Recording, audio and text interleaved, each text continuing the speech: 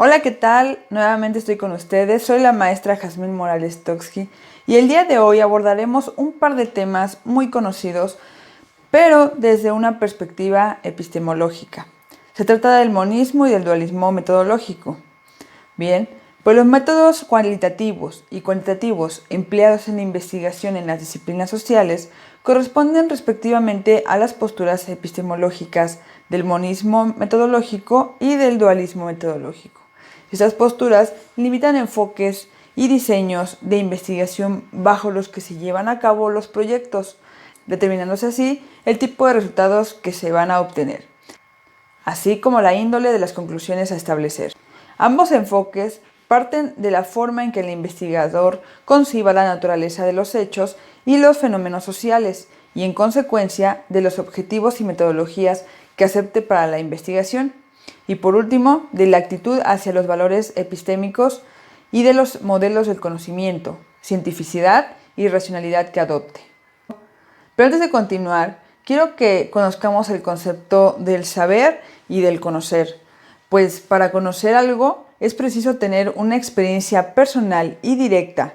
Esto quiere decir estar familiarizado, mientras que conocer no consiste en un solo acto, sino en muchas experiencias variadas, capaces de ser integradas. Por ello, el conocimiento puede ser más o menos complejo o más o menos rico. En su sentido más rico, conocer implica poder contestar múltiples y variadas preguntas de las más diversa índole sobre un objeto o un tema, pero saber muchas cosas sobre él implica una relación cognoscitiva diferente a la de quien realmente lo conoce. Conocer no es una suma de saberes, sino una fuente de ellos. El saber es necesariamente parcial. El conocer aspira a captar una totalidad. Saber y conocer no se justifican de la misma manera. El saber se justifica en razones objetivamente suficientes, comprobables por cualquiera que tenga acceso a ellas, y el conocer se justifica en experiencias directas que son personales e intransmisibles. Y bueno, adentrándonos un poco a estos temas, ahora nos vamos a hacer una pregunta sobre qué es el monismo metodológico. Pues este se trata de una aproximación al estudio de las distintas ciencias, tanto naturales como sociales, basado en un método científico. También se le conoce como investigación cuantitativa.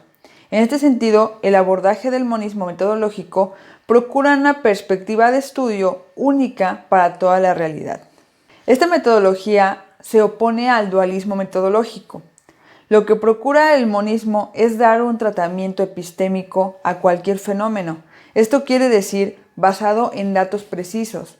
Significa fundamentar los estudios en procesos de deducción lógica sustentados en hechos comprobables con las probabilidades y mediciones cuantitativas.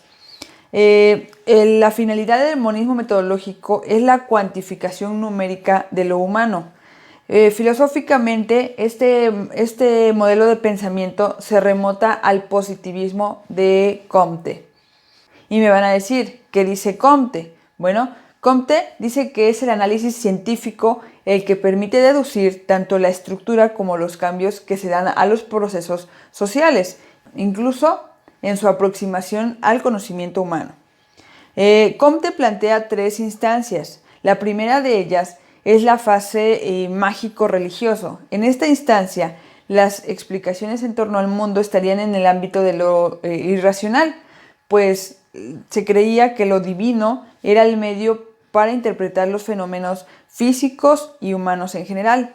Luego, en el segundo estadio de la historia humana, el hombre habría asumido a las ideas o la filosofía como método para explicar los fenómenos. En este periodo, más que nada, el hombre comenzó a apelar a la razón mediante muchas preguntas. Y finalmente, de acuerdo a Comte, la humanidad habría pasado a una instancia científica.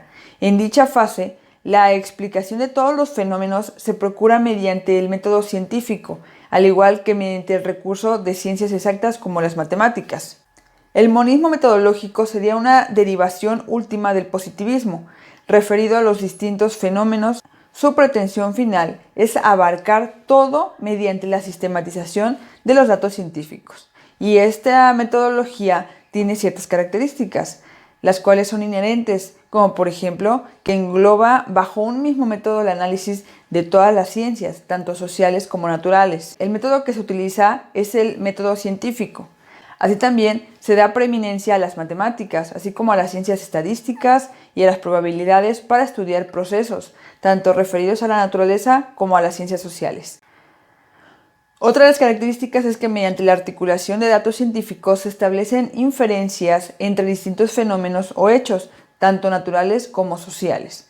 Y por último, pues que se trabajan en función de muestras representativas y luego los resultados de los análisis de las muestras se extrapolan a un ámbito general y universal.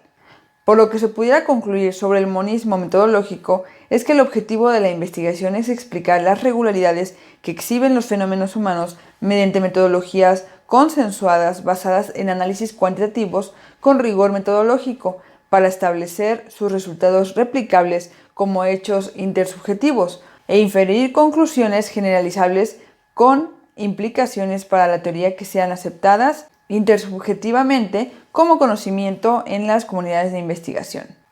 Por otra parte, hablamos del dualismo metodológico. El dualismo como concepto implica que dos elementos se encuentran unidos en una misma cosa. Realmente en los últimos años el dualismo se ha perfilado a lo expresado en la corriente conocida como el realismo crítico, a través del cual los fenómenos sociales se analizan e interpretan tomando en cuenta la intervención del individuo en el hecho estudiado. Normalmente se realizan descripciones de los problemas específicos y no explicaciones exactas y universales.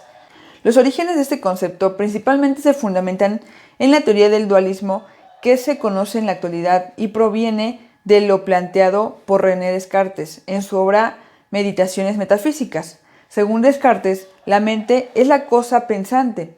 Ella va acompañada del cuerpo, que es aquello que existe físicamente. De acuerdo con su planteamiento, los animales no poseían alma, puesto que no pensaban. Es de ahí donde proviene la frase pienso y luego existo. Pero no fue hasta 1700 cuando se acuñó por primera vez el término dualismo por Thomas Hyde. Los postulados de Descartes sirvieron como base a lo que se conoce como dualismo cartesiano, que es la base de todas las ramas del dualismo moderno. Este es explicado en diferentes ciencias, especialmente en las sociales. Los planteamientos de Descartes fueron tomados por filósofos como Locke y Kant para reforzar sus propias teorías.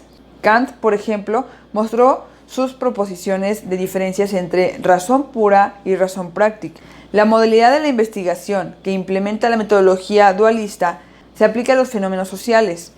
Con esto se elabora una aproximación a los mismos a través de la descripción que está influida por la interpretación y casuística particular. Al estar involucrado el factor humano como una variante, no es posible aproximarse al fenómeno como una situación objetiva, sino que está influido por las circunstancias y el entorno. Estas situaciones dejan al enfoque monista sin las herramientas necesarias para explorar dicho fenómeno.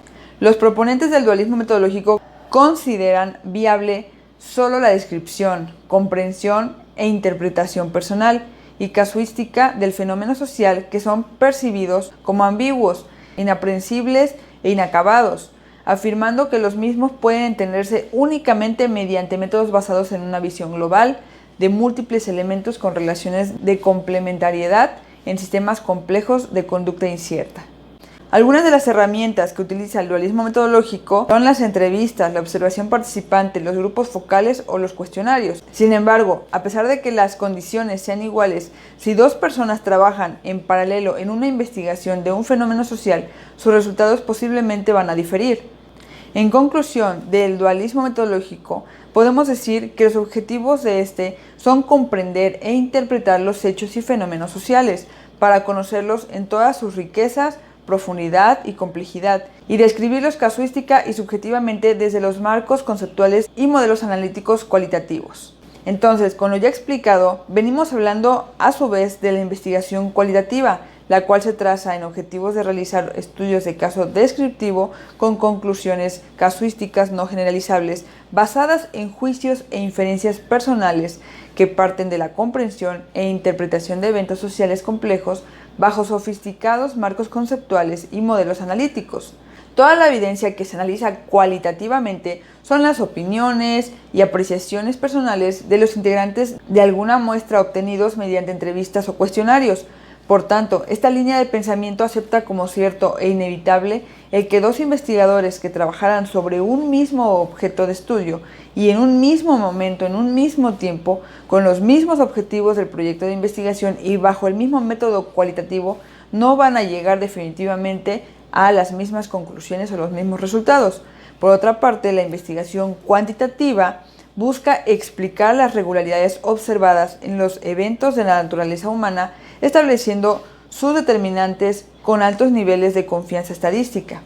Y en conclusión, la controversia de las disciplinas sociales en torno al objetivo, métodos y criterios de validez de resultados y conclusiones de investigación parte de dos posturas con respecto a la concepción de la naturaleza de los hechos y fenómenos humanos, que a su vez determinan los modelos de conocimiento, cientificidad y racionalidad que se consideran adecuados. La investigación cuantitativa del naturalismo busca establecer cómo saber su explicación generalizable de ellos, mientras que bajo el propósito de conocer los fenómenos sociales en toda su complejidad y riqueza, los resultados de índole descriptiva y casuística de la investigación cualitativa se presentan como opiniones expertas basadas en la autoridad personal y prestigio del investigador. Y bueno, con esto concluimos con el tema, esperando que la información les sea de gran utilidad. Les agradezco por su atención. Hasta luego.